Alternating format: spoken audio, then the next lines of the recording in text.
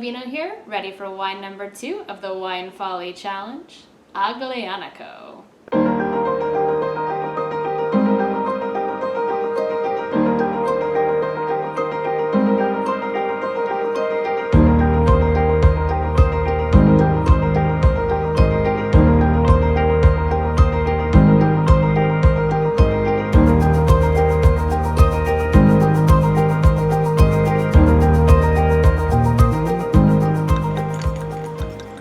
So, as a reminder of the Wine Folly Challenge, I'll be going through all 86 grapes and 14 wines featured in the Wine Folly Magnum Edition. Last week, I tried Irpinia, which is a Greek varietal. Really love that wine, very tasty. This week, I'm trying Aglianico. So, from Greece, we're moving to southern Italy.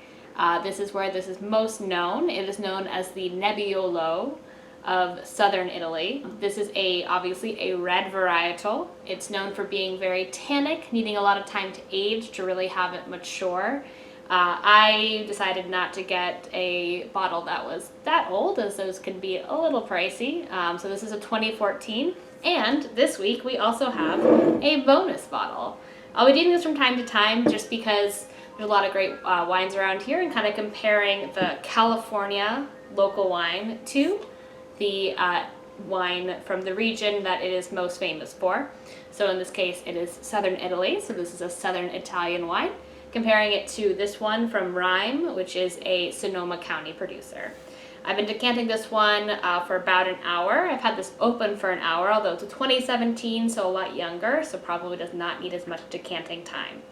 Now, reading a bottle from Italy can be a little complicated. There's a lot of information that's on there. So here we have the winery, the name of the winery. So here you can see it says Aglianico. The region, so this one says Irpinia.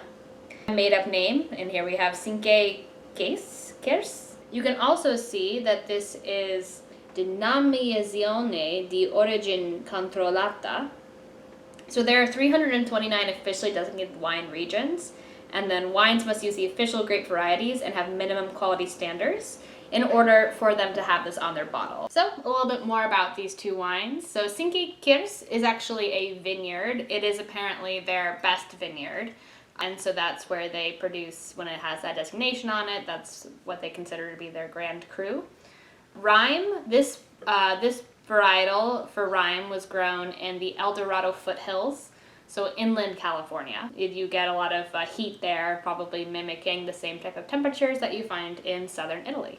Aglianico, although it is an Italian varietal, originally was thought to have been brought from Greece to Italy, southern Italy. Apparently the Greeks used to call Italy the land of wine, and this was the region that they were talking about.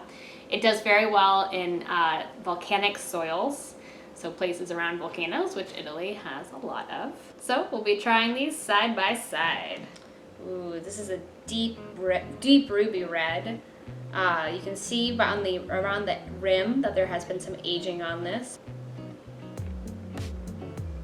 Very similar. I would say this has more garnet in it than just ruby, and you can definitely see it's not as old as the other one, but similar color. But yeah, I'd say this one's more ruby while the other one is, or sorry, this is more garnet while the other one is more ruby. Let's see what this smells like. I'm getting cocoa. Yeah, I would say dark fruits, cocoa, blackberry. Let's see what the smells like for Ryme. Ooh, that's much more fruity on the nose than the Italian wine. Elderberry. More red fruit, I would say also. Maybe a little bit of raspberry, maybe a little bit of cherry almost. But yeah, much more fruit driven than the Italian one. Let's see how they taste.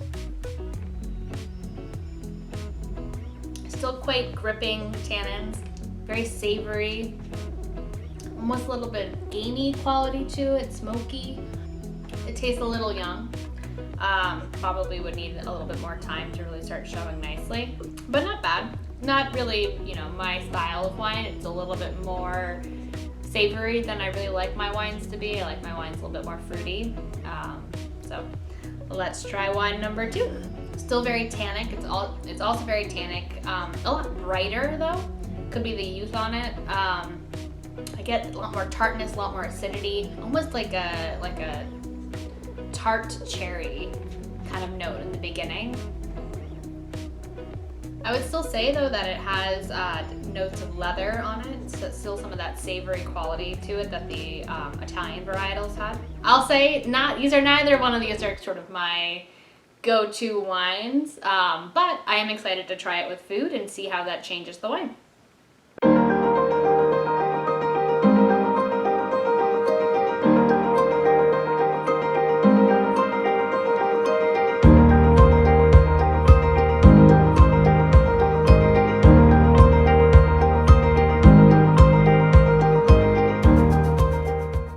So, for our food pairing, this is especially apt with a Italian wine. In Italy, wine is considered food. It's considered part of the meal, and more than I feel like other regions, it's known for the wines needing food to marry together to be the best they can be. So for the food this time, I have made, it is a pizza. If you could not tell, it is a pizza. I used some fresh mozzarella, some pecorino romano, bought some dough from Safeway, make my life easy. Made the tomato sauce myself with a bunch of different herbs in it. And also put some soppressata, some pork on top, very fatty pork. Was recommended to go with this type of wine. So hopefully the sauce is a little bit spicy and just pairs really nicely with the wines here. With wine number 1, the Italian wine. I'm a fan. I think that pairs really nicely. I think there's like a smoky quality that kind of comes out as if it's like wood burned pizza that you get from the wine with the food. And as recommended, I would say the tannins don't feel quite as gripping when they're paired with this sort of high acid, garlicky sauce. All right, so let's see with wine number 2. So perhaps unsurprisingly, I think the Italian wine goes better with the food than the Sonoma County wine.